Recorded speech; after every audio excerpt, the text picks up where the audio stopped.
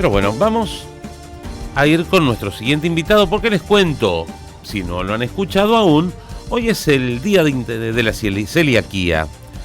Es una enfermedad que cada vez suma más gente, o bien ahora se conoce el porqué de ciertas descomposturas que se generaban antes. Con nosotros está la licenciada Soledad Ciurletti de OSEP. Hola Soledad, muy buenas tardes. Daniel Palacio te habla. Hola Daniel, buenas tardes. Buen día, buenas tardes. Sí, es un horario medio raro, pero digamos, pasamos la una, dejémoslo en buenas tardes. Buenas tardes, ok.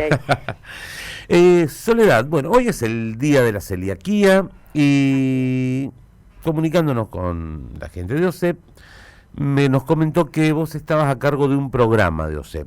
Contanos cómo es. Estoy a cargo del programa Ser Celíaco, coordino todas las actividades que llevamos a cabo de este programa. El programa se encarga principalmente, el objetivo principal es diagnosticar a tiempo a los pacientes y que tengan un tratamiento eficaz y seguimientos, por supuesto. Eso es principalmente, digamos, como objetivo principal del programa. Muy bien. Ahora te hago una pregunta, sacándote un poquito del contexto de OSEP. ¿Por qué hoy es nombrado el Día del Celíaco?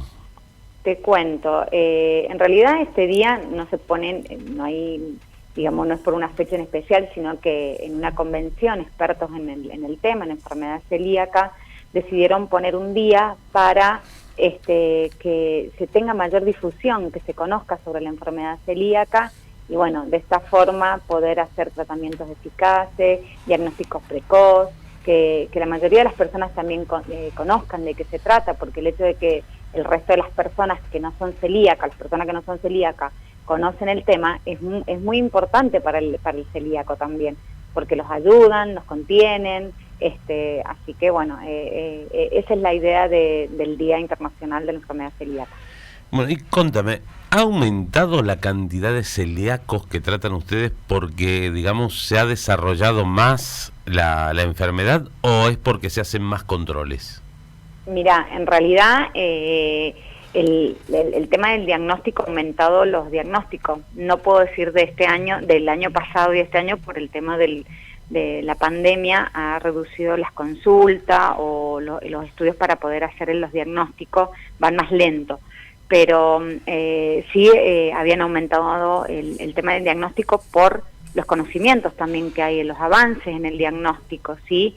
Ya sean los anticuerpos que se utilizan, las endoscopías y por el tema de que se piden más, porque antes buscaban nada más se pensaba que las personas celíacas eran niños que tenían muy delgaditos, con panzas y diarrea, y hoy no contamos con un solo síntoma, ¿sí? Puede darse en personas adultas, con bajo peso, sobrepeso, de los 2 años hasta, tengo pacientes de 70 años con diagnóstico de enfermedad celíaca. Por eso también ha ampliado el diagnóstico y hay más diagnosticados. Te cuento, o sea, en mi caso, quien te está haciendo la nota, yo soy intolerante al gluten, pero me gustaría que le comentases a los oyentes qué diferencias tenés entre los celíacos y los intolerantes al gluten. Bien, o gluten sensibilidad, que le llaman, son personas que padecen generalmente los mismos síntomas, ¿sí? Que aquellas personas celíacas. Es más, nosotros llegamos a ese diagnóstico porque se los empiezan a estudiar porque tienen patología relacionada a la enfermedad celíaca. El tema es que no está involucrada la autoinmunidad. Nosotros sabemos que la enfermedad celíaca es una enfermedad autoinmune, que cuando se activa esa enfermedad es la que daña las vellosidades del intestino. En el caso del gluten sensible no está involucrada la autoinmunidad. Entonces, solamente ellos tienen una sensibilidad. En el caso, vos vas a ver que si consumís algo con gluten, comenzás a tener síntomas. Entonces se elimina el gluten de la dieta y están mucho mejor, están por ahí. Totalmente. Quizás no son tan estrictos con la dieta en el tema de la contaminación, sino se habla de grandes cantidades principalmente en la gluten sensibilidad, pero es muy importante que esté bien diagnosticada, que primero es algo muy importante, que por pensar que soy gluten sensible, dejamos el gluten y no nos hacemos los estudios. Hay que descartar primero enfermedad celíaca antes de el diagnóstico de gluten sensibilidad. Sí, ahí, bueno, te cuento. La nutricionista acá, tenemos una nutricionista, una colega tuya, una licenciada en nutrición, de Indiana Morales, acá en el programa. Y cuando yo empecé con este tema, bueno, lo primero que se me hizo fueron los estudios, los análisis. Y bueno, cuando retiré las harinas en base a la dieta que me había armado Indiana, indiscutiblemente solucioné el problema de un día para el otro. Pero sí, me mandó a hacer estudios y demás.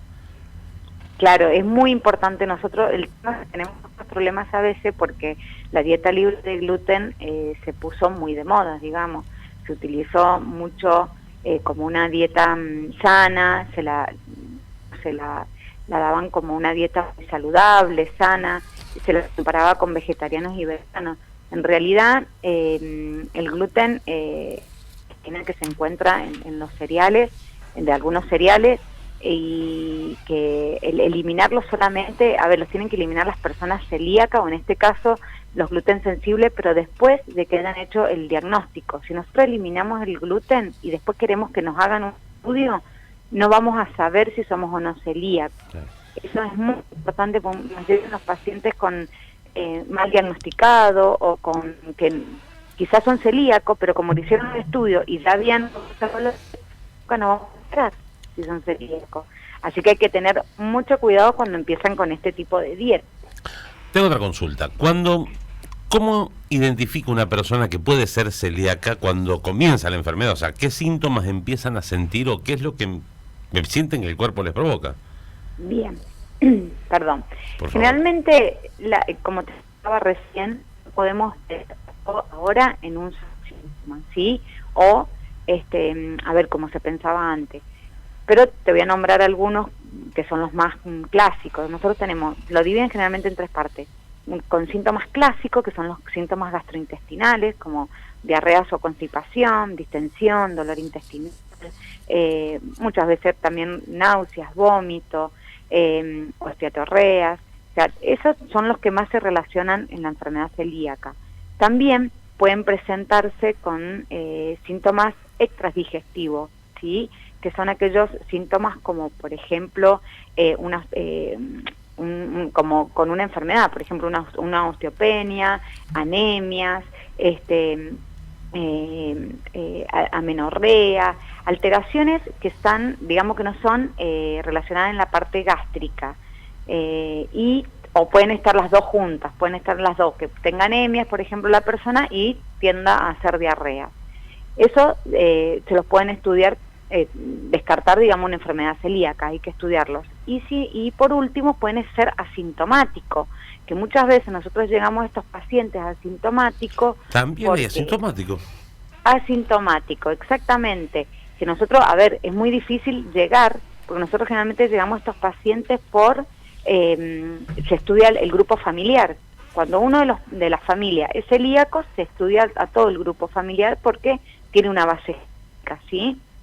No es que sí o sí lo van a heredar todos, sino que puede haber predisposición genética.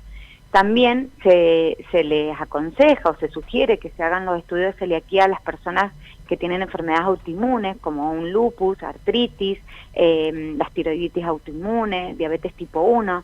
Te nombro que son las que más se relacionan con la enfermedad celíaca. Y algunas enfermedades genéticas como Down, Turner, también se sugieren hacer los estudios, descartar enfermedad celíaca o estudiarlos una vez al año, cada 2 años, se piden los anticuerpos. Muy bien, ahora, ¿qué puede causarte el celiaquismo? ¿Tienen identificada alguna causal o es algo que te da? Bien, como te decía recién, es una enfermedad que tiene una base genética, entonces ya viene, la tenemos en nuestros genes. Pero y, siempre por base genética. Siempre, claro, siempre va a ser una base genética.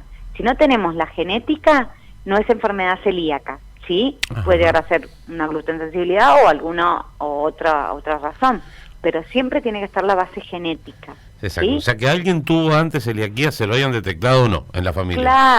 Claro, exactamente. Antiguamente puede llegar a ser que nunca se supo, tal vez no, ni mamá, ni papá, o los abuelos no, sino un tío lejano era un tío abuelo el que tenía celiaquía. O sea, a eso es lo que vos... puede llegar a haber alguien en la familia o no que tenga enfermedad celíaca. Por eso se estudia y se recomienda que cuando hay uno en la familia con diagnóstico se hagan el resto los estudios, los anticuerpos. Y el consumo de gluten, por supuesto. Si yo tengo la predisposición genética y no consumo gluten, no voy a desarrollar la enfermedad celíaca, ¿sí? Siempre tiene que haber consumo de gluten y la base genética para hacer la enfermedad celíaca, que se activa en cualquier momento de la vida. Puede llegar a ser en el momento de incorporar el gluten a la dieta de niño, de chiquito, o como te decía, a los 60 años, a los 70, a los 50, en cualquier momento de la vida se puede activar. Perfecto. Soledad, muchísimas gracias por la nota, muchísimas gracias por tu tiempo. Lo que necesiten. Y bueno, ha sido muy lindo poder comunicar a la gente. Te cuento que hoy, como no hemos podido hacer las actividades grandes que salíamos a hacer desde la OSEP, se va a hacer un Facebook Live donde van a haber talleres de cocina en el Facebook de la OSEP. Pueden entrar y verlo a las 7 de la tarde, van a haber talleres de cocina, una charla especial y un par de sorpresitas que van a haber para compartir con los pacientes celíacos o familiares de las personas celíacas. Perfecto, muchísimas gracias Soledad. A las 19 repetimos. A las 19, en el Facebook de la OSEP, ¿sí? En la página de la OSEP. Perfecto, muchísimas gracias Soledad. No, está bien, hasta luego. Muy bien, adiós. Con nosotros la licenciada Soledad Ciurletti de OSEP.